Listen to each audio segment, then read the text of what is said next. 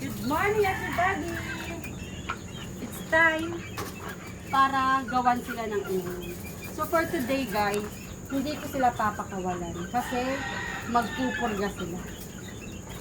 Kasi naman, ililipat na natin sila sa kanilang big boys and big girls na bahay. Excuse me. Sabi ko lang ito kukunin. Kagabi, tubig lang sila guys. Tapos ngayon purga. Tapos hindi sila papakawalan. So, prepare lang natin yung kanilang inumin. Tapos, balikan natin. Brush, brush, brush. 3 times a day. Kailangan natin linisan para sa kanilang inumin. Guys, ang ating gamit sa kanilang pagpupurga ay yung ating powder na water soluble na Pastonero Plus. Para ganap. Para masaya yung mga alaga natin. Diba? Actually, ubos na to. Isang sangkapan na lang pala siya. Water soluble yan. Parang ano siya, parang kulay ng dagat. Mabilis lang siya matunaw. Tapos, goods na to. Bali, ang mangyayari nito sa kanila. Tapos, kukuha tayo ng konti para kay Wild Thing. Ibigyan din natin. Para sabay silang natin. Kaninang maaga-aga pa, nagpakain na ako. Binigyan ko na siya ng tubig. Palitan na lang natin ng pamurga. Pastonero Plus. Okay. Tapos ito, doon naman sa ating mga butchers. Pagkatapos naman guys, di ba ito, yung tira ni Wild Thing, lalagay natin sa mga butchers. Pagkalagay natin sa mga butchers, hahayaan na muna natin sila doon sa kanila. Dito sa loob, para makainom sila. At the same time, hindi na sila makapagkalkal sa labas. Kaya natin sila pinupurga guys, kasi diba, ililipat ko na sila doon sa kabila. Ngayon, yung mga nakaraang araw, gumagala sila dito. Siyempre, yung kanilang mga nakukutkot dyan, nakakaykay dyan, yung mga kanal, nagkakanal sila, kung ano-ano pa. Kaya kailangan malinis muna sila bago natin sila ilipat sa kanilang lalagyan. So habang nandito sila, i-prepare na muna natin yung kanilang paglilipatan. Guys, pagpasensyahan nyo na ha, nakamute yung original video, pero ito yung sinasabi ko dito sa video na to. Bali guys, nandito na tayo sa lugar ng ating mga manok, yung mga adults natin na manok. Itong fly pen guys, ito yung gagamitin natin para sa paglilipatan ng ating 4 na butchers. Naka-hoodie lang ako guys kasi sobrang init dyan.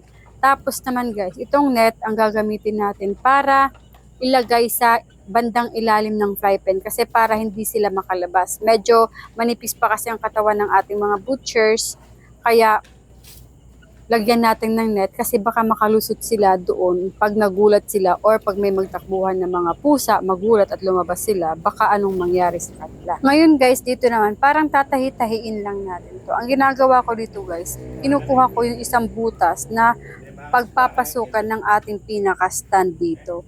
Ito ay ginagawa ko para isang parte lang ng butas at hindi liko-liko yung ating magiging net na ilalagay dito sa kanilang standee. Basta guys, parang nagtatahi ka lang. Ayusin nyo lang kasi para isang linya lang yung ating net sa isang lugar. Dito guys, pakita ko na sa inyo yung aking nakuhang isang butas lang. Pagkatapos dito guys, ipapasok ko na yung ating pinaka-standee na ilalagay. Yan ang ating magiging guide.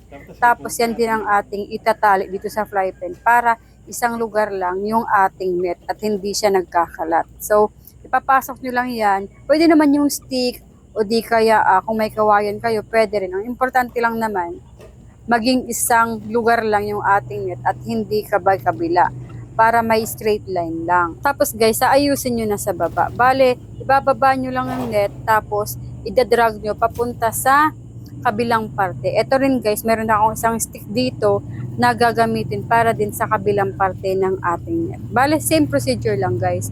I-stick lang natin dun sa pinakaposte yung ating net tapos ikot lang natin. Guys, pag napaikutan na, ito naman itatali natin yung tie wire. Sa pamamagitan ng tie wire guys, ito is magiging tali na nila. So, hindi na makakalabas yung ating mga sisiw. Guys, kung makikita nyo, nakabaliktad lang itong ating fly pen kasi inaayos namin. Pag okay na guys, yan, ibabaliktad naman natin para makita nyo na yung pinakailalim, yun yung may net. Ito guys, kasi baka magtaka kayo, bakit nasa taas yung net na nilagay. Hindi ganun yun guys, kasi babaliktarin pa natin. Mahirap kasi makayuko.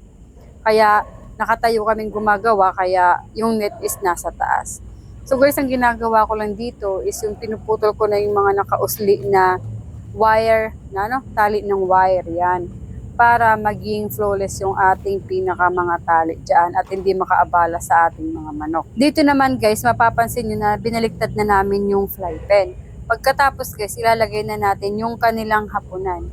Hindi ko inilagay sa pinakamataas kasi first time naman nilang humapon or dumapo sa isang sanga or sa hapunan na ganyan para hindi sila manibago sa mababa muna. Bali guys, i-control natin yung taas at saka yung baba ng ating hapunan para sa ating mga sisiw kasi first timer silang magfa-fly pen at saka first timer silang hahapon talaga. So control nyo lang. Tansyahin nyo na lang kung ano yung dapat para sa kanila na taas. Ngayon, pag okay na, i-secure nyo rin na yung lugar nila is mayroong lilim. Ngayon naman guys, kung walang lilim, doon na kayo maglagay ng mga improvised na mga panglilim para sa ating mga alaga para ma-secure sila na hindi sila mauulanan or mabababad sa arawan.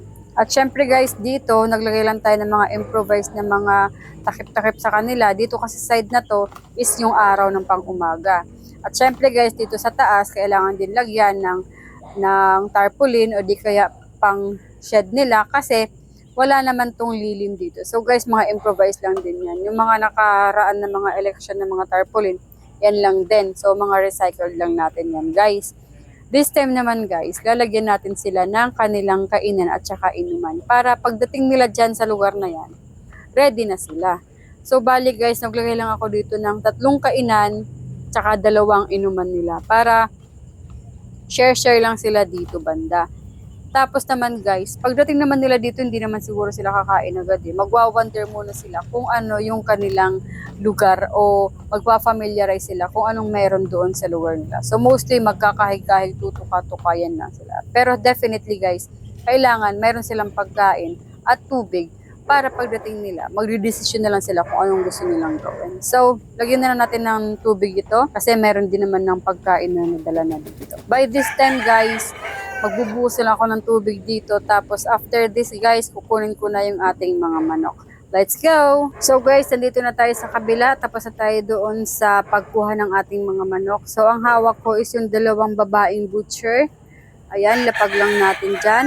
Tapos naman next naman is yung ating mga lalaking butchers. Ayan. Oops! Pero hindi ko sila nasaktan. Lahat ng mga manok na aking hinawakan is safe at hindi po sila nasaktan sa aking pagkakahawak. Bali guys, ililipat lang natin ulit dito sila sa kanilang mga kasama. Ayan, bababa ko lang tapos bahala na sila kung anong gusto nilang gawin. Kung magkahig, kumain, uminom, or mag-dust bath, desisyon na nila yun guys. Tapos naman guys, eto, magpa-familiarize sila sa lugar na to kasi nga bago sila dito. At syempre naman guys, dahil nandito na sila sa big boys, big girls na lugar, kailangan secure yung lugar natin. At higit sa lahat, lalagyan din natin sila ng ilaw para iwas lamok or iwas mga insekto na pwedeng makasakit or makaistorbo sa kanilang pagpapahinga paggabi. At saka guys, bago tayo matulog, isecure natin na siguradong safe ang ating mga alaga. So ayun guys, ang ating video for today. Salamat sa pagtambay dito sa Mimai's Place.